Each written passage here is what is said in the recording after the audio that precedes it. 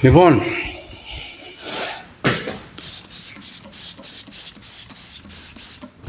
είμαστε στη διαδικασία που αφαιρούμε τις επικαθίσεις. Πάρα πολλές επικαθίσεις έχει το όχημα.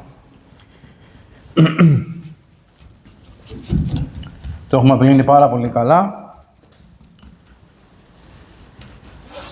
Και είμαστε λοιπόν στο στάδιο της αφαίρεσης των επικαθίσεων, ώστε να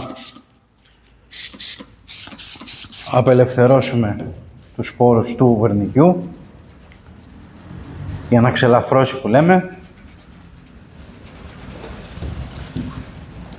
και μετά να προχωρήσουμε στην επαναφορά χρώματος, όπου για αρκετό διάστημα πλενόταν και με λάθος τρόπο και με λάθος υλικά. Δίχως καμία προστασία, κάποιο κερί ή κάποιο κεραμικό έστω και light. Με αποτέλεσμα να κάθονται πάνω οι επικαθίσεις και να το τραβάει το βερνίκι.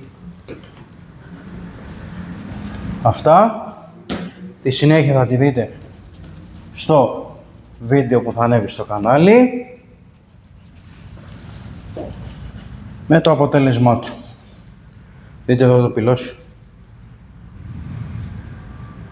Όλο μαύρος. Λοιπόν, πάμε, συνεχίζουμε.